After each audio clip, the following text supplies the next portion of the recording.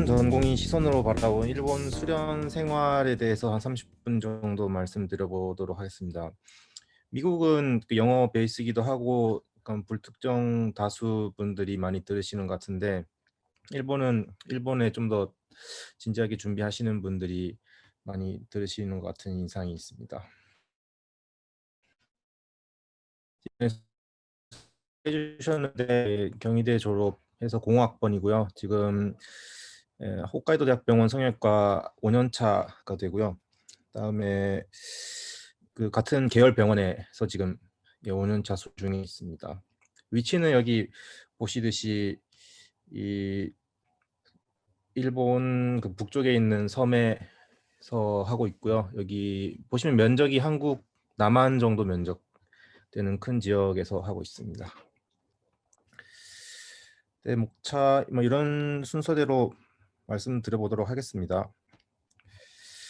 네, 일본 수련 생활인데 많은 분들이 이제 이렇게 인식을 하고 계신 분들이 많은 것으로 알고 있는데, 제 생각에는 이게 다른 것 같고요. 이 후기연수나 레지던트, 한국의 레지던트는 비슷한 것 같고, 한국 전문의와 일본 전문의 가지는 이 임상에서 가지는 의의도 상당히 다른 것 같아서, 이런 거를 좀 배경으로 알고 이 내용을 들으시면 좀 더 도움이 될 것 같습니다. 네, 일상 임상 연수 제도라고 하는 초기 연수 제도라는 게 2005년부터 실시가 되어 있거든요. 이게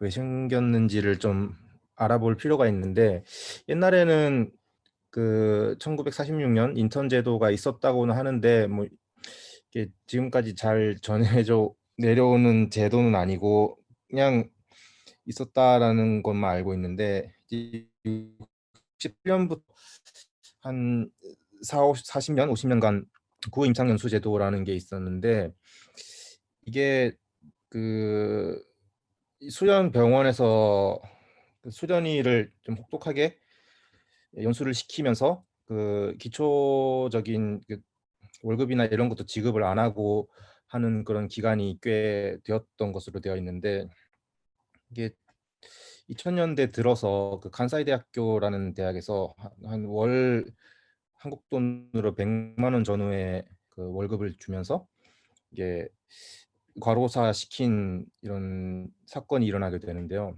병원 그 고용자 측에서는 이거는 학생이랑 비슷한 수련이다 이런 식으로 얘기를 했는데, 이 세상은 약간 이 수련의 제도의 개선이 필요하다 그래서 2004년에 새로 도입된 게 이게 신의사 임상연수 제도라는 것이 새로 도입되게 됩니다.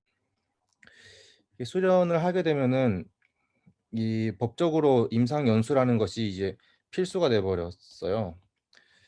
필수가 돼 버렸는데, 이 필수라는 게 왜 필수냐고 하냐 하면은, 졸업한 후에 의학의 의사들의 호적 같은 게 있어요. 이 여기에 1차적으로 이름이 올라가게 됩니다. 그다음에 임상연수라는 일본에서 초기 연수라고 하는 제도를 2년간 수료를 한 다음에 2차적으로 이 의적에 이름이 올라가게 되거든요. 그렇게 해서 그 뒤에 저희가 독립적으로 일할 수 있는, 뭐 알바를 하든 개원을 하든 뭐 레지던트를 하든 이렇게 할 수 있는 자격이 주어지기 때문에 법으로 이렇게 무조건 해야 되는 그런 제도가 도입되었습니다. 물론 법으로 보호가 되기도 하고 뭐 이런 내용입니다. 임상연수제도의 의의인데요. 기본적인 그 의사로서 기본적으로 함양해야 되는 지식이라든지 태도라든지, 아니면은 메딕들이랑 이렇게 의견을 나눈다든지, 이런 여러 가지 부분을 그 임상 수련 기간 중에, 연수 기간 중에 해라 이렇게 하는 후생 노동성의 권고기보다는 뭐 필수적으로 이수해야 되는, 수련을 해야 되는 과정이 새로 생겼습니다. 수료를 위해서는 이렇게 직접 정해져 있는 뭐 내외산소정 과목이라든지 뭐 지역 의료, 지방 파견 가는 건데요. 시골에 가서 적게는 한 달, 병원에 따라서는 두세 달 정도 파견 가는 기간이 있고요. 또 마취과랑 응급이 필수 과목으로 되어 있습니다. 이외에 자유 선택 과목이 있고, 이 수련 기간 동안, 그 초기 연수의 수련 기간 동안 이렇게 증상과 레포트에 대해서 케이스 레포트를 제출해서 그 임상 연수의 초기 연수의 수료를 하게 됩니다. 그래서 2차 등록을 마치면 진정한 독립이 가능하다, 이렇게 되어 있고요. 뭐 병원마다 이 필수적으로 해야 되는 이 레포트 말고도 미션 같은 게 많이 정해져 있어서, 뭐 예를 들면은 뭐 병리 해부에 들어가서 해부를 같이 한 다음에 CPC 발표를 뭐한 케이스는 해야 된다라든지, 아니면은 이런 수술을 뭐 몇 개 이상 클리어해야 된다든지, 이런 뭐 세부적인 거인데, 그런 수련 병원마다 자율적으로 꽤 자율성 있게 할 수 있는 거라서, 뭐 그 병원에 들어가서 이제 수행해야 되는 내용이 있는데, 뭐 그걸 통과하면은 그 병원에서 임상 수료증이라는 거를 발급하는데, 그게 나오면은 2차 등록이 가능 2차 의적 등록이 돼서 독립이 가능한 것으로 되어 있습니다. 신전문의 제도라는 것도 이제 새로 생겨가지고 2018년부터 새로 시작이 되는데요. 제가 2018년에 레지던트를 후기 연수위를 시작했기 때문에 아직 전문의가 배출이 되지 않았거든요. 이 신전문의 제도라는 게 어떻게 생겨났냐 하면은, 이것도 좀 배경을 이해하면 좋을 것 같은데, 예를 들어 한국에서 내시경을 하고 싶다, 내가 내시경을 해서 먹고 살아야겠다, 이렇게 마음을 먹으셨으면은 뭐 인턴을 하시고, 뭐 대부분 내과를 들어가서 소화기 내과 펠로우를 하도록 이렇게 본인의 커리어 패스를 짜실 것 같은데, 뭐 아니면 가정의학과를 들어간다든지, 아니면 뭐 외과 하신 선생님들이 뭐 이렇게 할로비스커스 잘 보시니까 뭐 어디 내시경 살짝 배워가지고 하신다든지, 뭐 이런 식으로 대부분 커리어를 밟으시는 것으로 알고 있는데, 일본 같은 경우에는 뭐 초기 연수 때도 선택 과목에서 소화기내과를 선택해서 돌 수가 있어요. 그리고 나는 소화기내과 하고 싶고 엔도스코피스트를 하고 싶다, 이렇게 지도의한테 얘기를 하면은 많이 시켜줍니다. 저도 뭐 내과 쌤들 웃으시겠지만 한 50케이스 정도 EGD를 초기 연수위 때 했었는데요.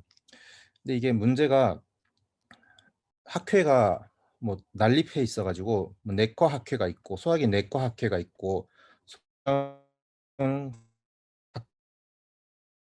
학 이외에도 많이 있는데 다 전문의를 하고 있거든요. 그래서 이 사람이 뭐 자기는 소화기 내시경 전문이다라고 표방을 할 수 있는데, 이 사람이 소화기 내시경만 하는 전문의인지, 아니면은 어떤 내과의 1년의 전체적인 질환을 공부를 하고 온 사람이 최종적으로 소화기 내과를 해서 내시경을 하는 사람인지, 이게 알 수가 없습니다. 심지어는 그냥 술기만 배운 다음에 전문의 따지 않고 내시경 하시는 분들도, ERCP까지 하시는 분들도 많이 봤거든요.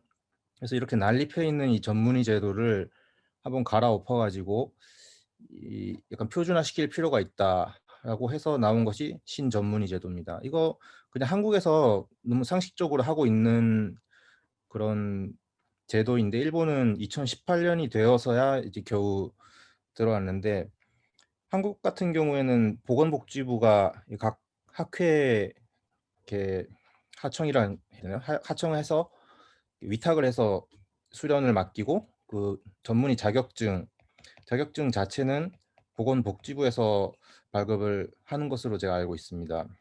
일본 같은 경우에는 이 일본 전문의 기구라고 하는 단체가 2018년에 시작이 되기 전부터 이 전문의 기구라는 것이 생겨서 그 전문의 제도를 갈아엎을 논의를 하게 되는데, 결국에는 이런 전문의 기구라는 것이 생겨서 이 전문의 기구가 각뭐 내과 학회라든지 소아과 학회, 제가 소속해 있는 성형외과 학회라든지 이런 학회에 이 전문의 그 트레이닝 할 수 있도록 그 프로그램을 짜서, 이 학회별로 일본 전문의 기구에 이런 프로그램으로 전문의를 교육하겠다라고 프로그램을 짜서 올리게 되면은 이 전문의 기구가 그것을 인증을 하게 됩니다.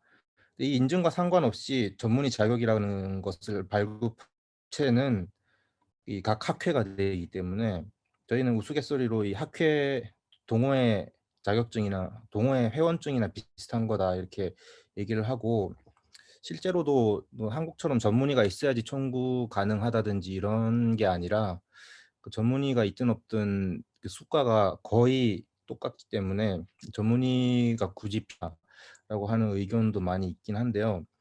어쨌거나 조금씩 이렇게 신전문의 제도가 되고, 그럼 각 여기서 표방 가능한 전문의 기구에 들어가 있는 과들이 뭐 한국이랑 거의 비슷합니다. 이런 식으로 과를 좀 정돈해서 이렇게 표준적으로 뭐 예를 들어 뭐 정형외과 전문이라면은 뭐 정형외과의 전반적인 지식을 좀 함양하도록, 각 과별로 전반적 지식을 함양하도록 만든 게 이게 신전문의입니다. 한국 분들이 보통 생각하시는 전문의라고 생각하시면 되고요. 그래서 전문의 자격을 취득을 하려면은 물론 어떤 병원에서 수련을 받아야 되겠죠. 그래서 수련을 받을 병원을 정하는데, 그 우리나라 같은 경우에는 수련 받을 병원을 정하는데 일본은 수련 받을 전문의 연수 프로그램을 정합니다. 근데 프로그램이라는 거는 그 프로그램 운영하고 있는 어떤 병원이 있고 을 기관설이라고 얘기를 합니다. 이게 뭐 같은 말인데요. 결국에는 좀 이따 제 예를 들어서 설명해 드리도록 하겠습니다. 학회마다 지정된 자격 시험 수험 조건을 채우면은 물론 시험 자격이 주어지겠죠. 그다음에 시험 응시를 하면 됩니다. 이거는 왼쪽은 일본 성형외과 학회 홈페이지에 등록돼 있는 성형외과 전문의를 취득 가능한 프로그램이 이렇게 쭉 나와 있습니다. 약 100개 정도 돼 있고요. 내과학회를 살펴보면은 뭐 숫자가 너무 많아서 뭐 셀 수도 없고 지역별로 일단 들어가서 이렇게 봐야 될 정도로 프로그램이 엄청나게 많습니다. 기관병원이랑 이런 걸 말씀을 드렸는데, 제가 홋카이도 대학교 병원의 성형외과에 소속돼 있는데 이 홋카이도 대학교 성형외과를 기관병원이라고 하고요. 이 병원이 연계병원, 우리나라로 치면은 뭐 파견병원이라든지 자매병원이라든지 이런 식으로 얘기를 하면 될 것 같은데, 뭐 이런 식으로 연계병, 관련병원 뭐 여러 가지 얘기를 하는데 이렇게 정해져 있고요. 뭐 병원 프로그램에 소속되게 되면은 기관 병원에 약 1, 2년 정도 소속돼 있고, 이 관련 병원에 1에서 2년 정도 소속돼 있어서 이 총 약 4년, 뭐 과에 따라서는 5년이라든지 7년 수련이 필요한 과도 있긴 한데, 뭐 일정 기간을 보낸 뒤에 전문의 자격을 취득하게 됩니다. 성형외과 전문의 같은 경우 수험 접수에 필요한 서류인데요. 뭐 저희 논문 한 편이 필요하고, 그다음에 어떤 학회에서 하는 강연이 있는데 강연을 4회 이상 들어야 되고, 그다음에 필요한 케이스를 채워서 제출을 하면 됩니다. 그다음에 이력서, 이 성형외과 같은 경우는 48개월이라고 명시가 되어 있기 때문에 실제로는 5년 차 때 시험을 치게 됩니다. 뭐 과마다 이런 건 다른데 필요한 서류는 대동소이하기 때문에 보시면 되겠습니다. 수련 생활인데요. 초기 연수위 먼저 살펴보도록 하겠습니다. 한국에서 인턴을 어느 병원에서 할까 정할 때 여러분도 뭐를 기준으로 생각하시는지 뭐 잘 모르겠지만은 이런 사고 과정을 통해서 생각하지 않으실까 싶은데요. 뭐 주로 모교 많이 가시는 것 같고, 마이너과 하고 싶은 분들은 마이너가 사실 것 같고, 지방인데 난 서울에서 무조건 해야겠다 하신 분들은 서울에 가시는 분들도 계실 것 같고, 뭐 인턴이라고 하지만은 뭐 편한 병원을 찾으시는 분들도 계실 것 같은데요. 한국에서 인턴을 하게 되면은 인턴이 어떤 그 과에 어떤 잡일을 많이 한다는 느낌을 많이 받으실 거예요. 저도 그런 느낌을 많이 받았었고요. 그래서 무조건 뭐 인계장을 거의 달달 암기하듯이 인계를 받고도 일을 잘 못해 가지고 뭐 이런 소리를 뭐 수도 없이 많이 듣죠. 근데 과 바뀐 첫날부터 뭐 하나부터 열까지 다 완벽하게 일을 처리해야 되고 실제로 그거를 다 하는 분들이 계십니다. 왜냐면 이게 가능한 게 성적에 들어가기 때문에 그런 것 같죠. 일본에서 초기 연수를 하게 되면은 일본에서 초기 연수위가 인턴이랑 다르게 제가 보는 이유는 인턴이 없으면 뭐 레지던트가 하겠지 않은 인턴 잡을 병원의 일이 거의 좀 힘들게 돌아가게 되는데 일본 같은 경우 초기 연수위 같은 경우는 필수 인력이 아니기 때문에 그 초기 연수위가 없다고 해서 과의 일이 좀 돌아가지 않게 되고 이런 경우는 잘 없습니다. 그리고 굳이 기본적으로 교육 대상으로 보고 모르고 못하는 것이 당연하다라는 인식을 가지고 계시고 그 연수가 가려면 지도의 자격을 가진 전문의가 위에 붙어줘야 되는데 그 이런 지도의 자격까지 취득해서 그 초기 연수위를 돌볼 정도의 인격을 가진 분들이라면 보통 이제 젠틀하고 비나인한 사람들이 많다 이런 인상을 제가 좀 많이 받았습니다. 어쨌거나 뭐 자기가 연수하게 되는 병원이라든지 과라든지 지도의 성격이라든지 그다음에 본인이 하고자 하는 의지 이런 거에 따라서 그 QOL이 상당히 크게 차이가 난다고 생각을 합니다. 그래서 제가 초기 연수위 보면은 병원마다 차이도 많이 나고 과마다 좀 차이가 많이 나고 있다라는 생각을 하게 되는데요. 뭐 제가 개인적으로 이렇게 분류를 한번 해봤습니다. 물론 오버랩 되는 부분도 많긴 한데 PK형 대학병원에서 많이 했습니다. 제가 대학병원에 근무할 때도 초기 연수위들이 이렇게 저희 과를 돌면은 뭐 굳이 5시 되면 그냥 다 집에 가라 그러고 보고 싶으면 보고 가고 싶으면 가라 뭐 이런 식으로 자율성을 보장해 주는 대신에 굳이 뭐 일을 맡기거나 던지거나 하지 않고 뭐 경험하고 싶은 만큼 하고 가라 이런 식 분위기였고요. 뭐 다른 병원도 크게 차이 나지 않을 것 같습니다. 어쨌거나 뭐 공부 열심히 하고 뭐 컨퍼런스 때 저널 발표나 하고 환자 뭐 한두 명 보고 뭐 이런 그 수련 형식을 띠는 병원을 PK형이라고 제가 분류를 해봤고요. 인기 있는 시중병원에 이렇게 연수의들이 엄청난 이 열의를 가지고 들어왔기 때문에 뭐 뭐든지 다 하고 싶어 합니다. EKG 뭐 이런 술기부터 시작해서 환자를 보고 뭐 디시전 메이킹 하는 것까지 다 하고 싶어 하는 연수의들도 있는데 이런 분들이 이제 많이 모이는 인기 있는 시중병원들에 많이 모이게 되고요. 그런 데서는 이 인턴 초기 연수의가 한국의 인턴처럼 필수적으로 도는 과가 생기기 때문에 그런 과들은 매달 항상 초기 연수가 있기 때문에 그런 병원에서는 이렇게 고정적으로 인턴한테 시키듯이 초기 연수의한테 잡을 시키는 경우도 있고요. 그래서 인턴형이라고 제가 분류를 해봤습니다. 뭐 도제형 손님형이라고 해봤는데 이건 약간 연수의 숫자가 많지는 않은데 그 지도의가 되게 교육에 열심히 교육을 하고 싶어하는 그런 지도의가 있는 경우에는 뭐 지도의 옆에 바짝 붙어가지고 뭐 하나부터 열까지 다 알려주고 하는데 제가 뭐 초기 연수회 할때 마취과가 약간 이런 느낌이었고요. 뭐 인투베이션부터 뭐 C라인까지 옆에서 거의 하나하나 다 알려주듯이 뭐 진짜 어린애 수발 들듯이 다 가르쳐주는 그런 걸 경험했기 때문에 그런 데를 도제형이라고 제가 분류를 해봤고요. 손님형이라고 또 해봤는데 뭐 시골 같은 데면은 그냥 뭐 있는 듯 없는 듯 약간 그림자처럼 그냥 있다가 사라지는 그런 과나 병원도 있기 때문에 이렇게 분류를 한번 해봤습니다.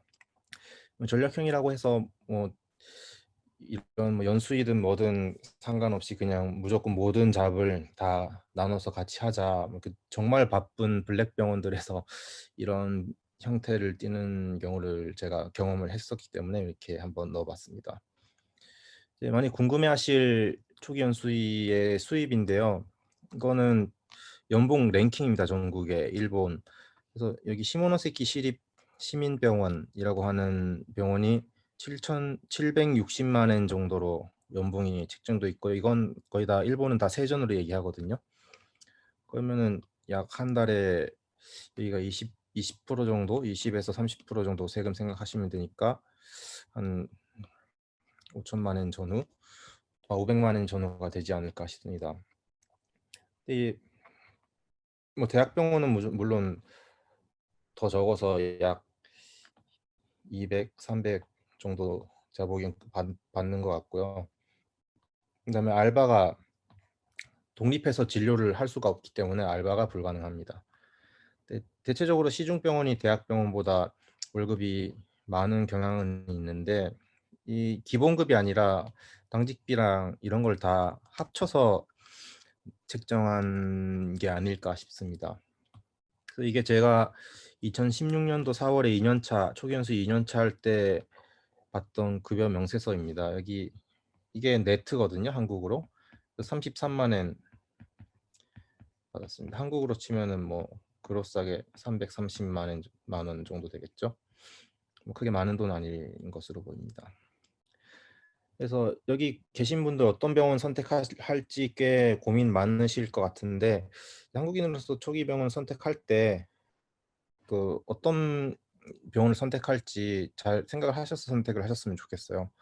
뭐 한국에서 전문의 따신 분들은 편하게 굳이 힘들게 하지 않고 편하게 시간 버티다가 독립 가능한 2차 의적 등재를 위해서 시간을 때우고 싶다. 이런 분들이 갈 수 있는 병원을 찾아봐야 될 것 같고요.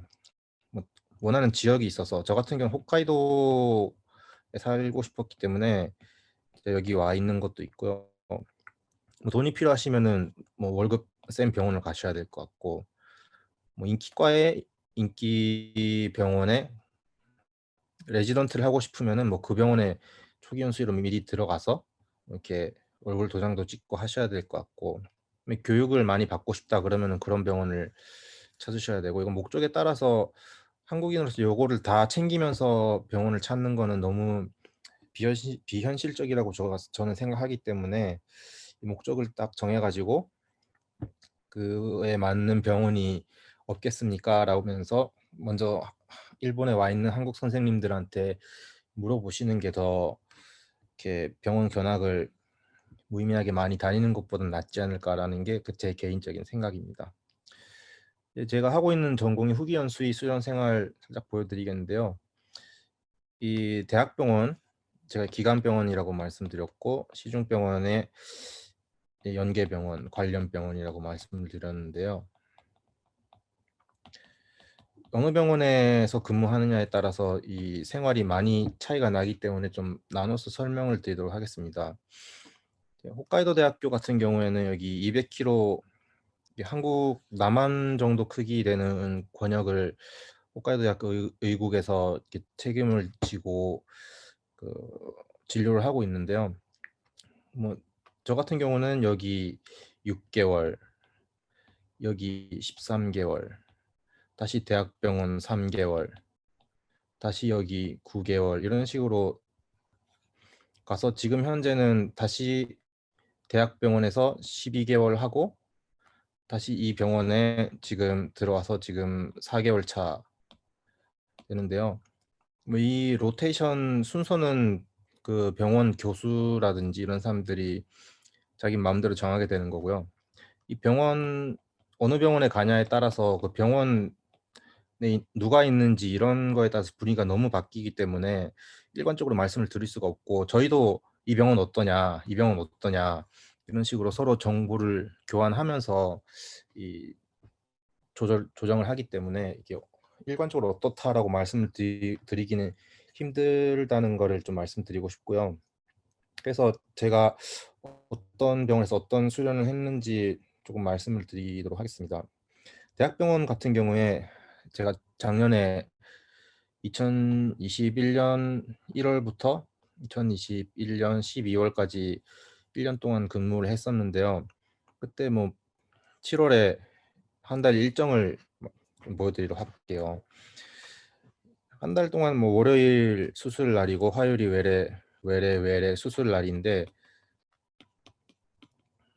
이렇게 의국에서 출장을 보내주게 됩니다. 수술 조수를 하라든지 뭐 레이저 외래를 가라든지 아니면은 외래 출장을 다른 타 병원에 외래를 가라든지 출장을 의국에서 만들어 주는데, 이거 외에도 제가 개인적으로 알바를 어레인지를 해서 응급실이라든지 요양병원에서 알바를 하게 돼서 이런 스케줄로 근무를 1년 동안 했습니다. 이렇게 해서 소득이 이 정도 나옵니다. 이게 제가 올해 작성한 연말정산 서류인데 이 정도 번다고 보시면 되고요. 이거는 뭐 개인 알바 다 합쳐서 한 세후 금액이기 때문에 대충 감안해서 보시면 될 것 같습니다. 그래서 이런 의국 대학 병원 근무할 때 어떤 일을 하고 어떤 수련을 받을 수 있냐, 이런 것도 좀 궁금하실 것 같은데,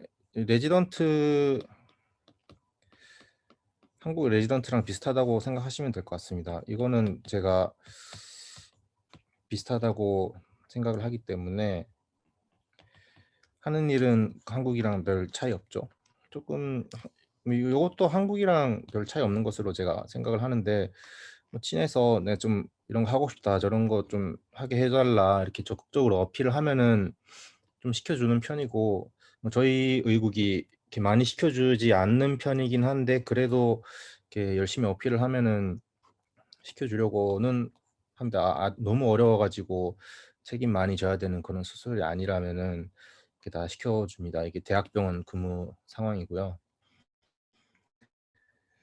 출퇴근이나 분위기나 연변가 사용도 조금 궁금하다는 분들이 많으셨던 것 같은데, 병원 과마다 분위기가 너무 달라가지고 이렇게 일률적으로 말씀을 드리기가 힘든데, 저희 의국 같은 경우에는 뭐 일 없으면은 그냥 바로 퇴근해버리고, 뭐 저는 퇴근 시간이 안 됐는데 뭐 3시, 4시에 그냥 가버리고 그런 적도 있었는데요. 그렇지 않은 의국도 분명히 많이 존재를 하고요. 뭐 일이 없더라도 남아서 컨퍼런스 준비라든지 책 보는 척이라도 해야 되는 그런 의국도 있기 때문에 이거는 뭐 분위기가 달라서 뭐라 말씀드리기가 힘들 것 같습니다. 연변가 사용도 이렇게 눈치를 그렇게까지 보면서 사용하고 있진 않는데, 그렇다고 해서 뭐 아주 자유롭게 뭐 공중보건의처럼 아무 생각 없이 막 낼 수 있는 뭐 그런 분위기도 아니라서, 이거는 약간 한국이랑 비슷한데 좀 더 비교적 자유롭게 사용할 수 있지 않나, 저는 그렇게 생각을 합니다.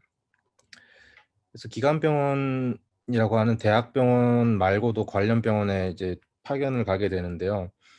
보통 이제 1년 단위로 가는 경우가 많은데, 저희 의국은 좀 특이하게 수개월 단위로 이렇게 움직이는 로테이션을 돌고 있습니다. 이게 이제 당번표인데요. 시립삿포로병원 이 당번표를 보시면서 어떤 분위기에 어떤 근무 태세인지 약간 보시면 좋을 것 같은데, 2019년 갔던 당시 제가 레지던트 1년차, 한국에서 치면 1년차 때 갔었던 때 보면은 뭐 이런 전문의 지도의 3명에 이제 시다바리 하나, 이런 근무 태세로 일을 했었기 때문에 뭐 보시다시피 제가 다 콜이죠. 당직도 서고 주말도 서는데, 뭐 여기 부장님 2분 계시는데 부장님들 한 번씩 서주시고 당직 서주시고 이런 분위기였고요. 이게 1년 뒤에 또 같은 병원에 또 가게 되는데, 이때는 사람이 왠지 모르게 이렇게 많았습니다. 이분 퇴직하시고 여기 4년차 1년차 위가 다시 와가지고 이렇게 당번을 나눠서 썼고요. 초기현 수의 2년차 이분이 이제 의국에 들어오겠다라고 선언을 하고 온 분이라 여기 주말에 한 번씩 제가 지도하에 이분이 일을 하시는 이런 식의 형태를 띄었습니다. 지금 있는 이 병원에는 4명이 있는데요. 제가 여기 3번째로 있고 여기 4번째 밑에 이분이 1년 차인데, 1년 차가 콜 당번 많이 서고 계신 거 보이실 겁니다. 그다음에 이분도 뭐 거의 꽤 중견급인데 월요일 이런 데 한 번씩 당번 들어가 주시고, 외래도 보시면은 제가 여기 월요일과 화요일 들어가 있고, 이 1년 차도 자기 외래를 가지고 있죠. 이런 식으로 그 관련 병원에 파견을 갔을 때 자기 이 커리어라든지 아니면 임상 경험을 축적하는 식으로 일본 수련은 되어 있습니다. 그 업무 내용이나 수련 내용이 이런 거고요. 우리나라면은 여기 1년 차가 대충 하고, 뭐 여기 대충 펠로우가 하고, 뭐 인턴이 뭐 이런 거 하겠죠.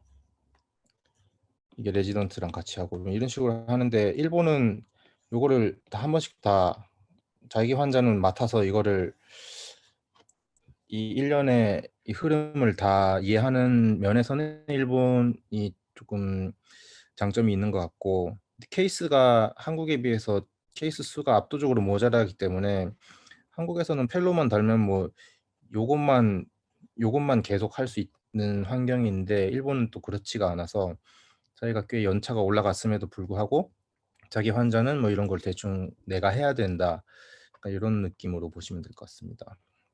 네, 제가 성형외과 의로서 경험했던 로딩인데 대충 한 20명 전후 병원마다 조금 다르긴 하지만은 전후 보고 있고, 외래 재진 환자 수도 한 20명 전후로 매일 보고 있습니다. 지금 병원 시중병원 같은 경우에는 알바가 불가능하고요. 출장도 없어가지고 약간 초라한, 이게 저번 달 월급 명세서인데 60만 엔 네트로 받았습니다. 일본에서 이런 의국이라는 개념이 꽤 중요하고, 이걸 좀 이해를 하고 들어가셔야 될 것 같은데, 의국에 입국한다는 게 뭐 대학에 주로 대학병원의 의국에 들어간다라는 걸 얘기를 하고요. 이게 졸국이라는 게 없어요, 일본은. 그래서 자기가 의국을 관두고 싶으면은 탈국이라고 하죠. 탈국이라고 얘기를 하는데, 뭐 관두고 나오는데 굳이 관두고 나와야 되냐라는 생각도 하면서 이렇게 수련 생활을 하게 되는데요. 보통 입국을 해서 자기가 서저리 기술을 익히고 하는데도 뭐 우리나라에서도 펠로우 1, 2년 해서는 안 된다, 이런 식으로 얘기를 하는 것처럼 시간이 많이 걸리기 때문에 굳이 빨리 나와서 전문의 따고 빨리 나가야겠다, 이런 개념 자체가 조금 없는 것 같고요. 그래서 짧게는 뭐 10년, 십수년 정도 의국에 들어가서 이렇게 로테이션을 돌리는 그런 형태를 띠고 있습니다.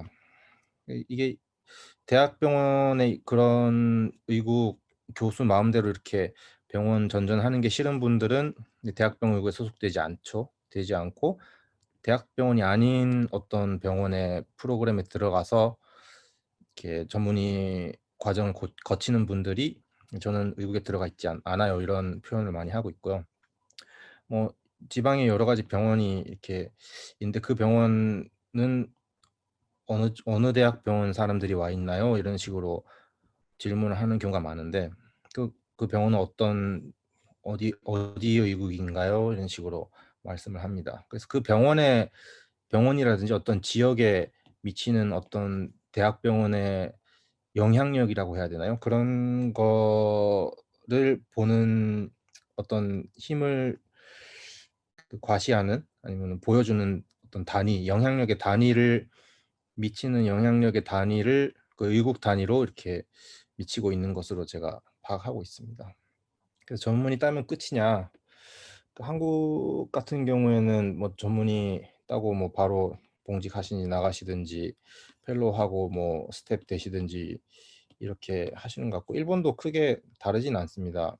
근데 일본은 의국에 남을지, 우리나라는 전문의 따면은 뭐 나가든지 남아서 펠로우 하든지 둘 중 하나인 것 같은데, 일본도 뭐 마찬가지로 의국에 남을지 의국에 남지 않는지 나가면은 뭐 비슷하고요. 미국에 남아 있다는 게 이게 굳이 우리나라처럼 스텝을 하기 위해서 남는다라는 느낌은 아니고요. 미국에서 보내는 병원에 제가 고분고분 파견 가라는 대로 가겠습니다라는 어떤 의사 표시라든지, 아니면은 내가 나가서 먹고 살 자신이 없기 때문에 의국 인사로 움직이면서 이렇게 안정적으로 그과 전문의로서 먹고 살겠다라는 관념에서 생각을 했을 때는 의국에 남는 것도 뭐 크게 나쁘지 않다고 저는 생각을 하고 있습니다. 물론 이렇게 대학원에 들어간다든지 뭐 대학병원에 로테이션을 남든지 어떤 관련 병원에 과장으로 간다든지 뭐 이런 수순을 주로 밟게 됩니다. 한국 전문의로 전환하는 거에 대해서도 좀 궁금해하시는 것 같은데 학회마다 지침이 달라서 이거 학회라고 하는 건 한국 학회를 말씀드리는 건데 한국의 학회에서 인정을 하냐 아니면 인정을 하지 않느냐에 따라서 이게 다른 거기 때문에 뭐 과마다 일률적으로 말씀드릴 수는 없는데 PS 같은 경우에는 뭐 전례도 몇 분이 아니라 꽤 많이 있으신 걸로 제가 알고 있고 서울대 교수님도 한 분 계시는 걸로 알고 있고요. OS나 이런 데도 전례가 있다고는 들었는데 제가 직접 확인하지는 못했습니다. 근데 거절 신경과 같은 경우에는 일본은 신경내과라는 과로 내과 하나의 분과이기 때문에 아마 그런 것 같은데 우리나라 전문의를 신청했더니 학회에서 안 된다라고 했던 전례가 있는 과가 신경과라고 합니다. 일본 수련 좀 시간이 많이 오버돼 버렸는데 일본 수련 총평을 해보자면은 장점은 비교육 전연차 때 술기를 경험할 수 있다. 나한테 안 맞으면은 빠르게 손절 가능하다. 이런 게 장점이라고 생각을 하고 그 QOL 레지던트 중에 QOL을 말씀드리는 건데 전반적으로 한국보다는 낫다라고 저는 생각을 합니다. 그리고 뭐 잡일이라든지 이런 게 비교적 적고 그다음에 수입도 한국보다 조금 높은 걸로 느껴집니다. 단점은 뭐 이렇게 적었지만 케이스가 정말 적습니다. 우리나라는 케이스가 너무 많아서 문제인데 일본은 좀 너무 적어서 문제라고 생각이 들 정도로 적은데 뭐 장점으로 느낄 수 있다면 장점이 될 수도 있겠죠. 그다음에 일본의 특이한 약간 문화가 있습니다. 얘네 뭐 종특이라고 해야 되는지 문화라고 해야 되는지 이런 차이 때문에 여러 가지 트러블이 생기거나 이런 경우도 있어서 뭐 그런 거는 외국인인 저희가 감안을 해야 되겠죠. 뭐 제가 05학번인데 제 동기들은 뭐 벌써 스텝이 되거나 개원해서 대박친 동기들이 꽤 있는데 일본에서는 뭐 제 주위에만 없는 것일 수도 있겠지만 우리나라처럼 뭐 빌딩 세울 정도로 돈을 벌거나 약간 이런 면에서는 일본이 조금 단점이 있지 않나 이런 생각이 듭니다. 네, 이상으로 말씀 마치겠습니다. 감사합니다.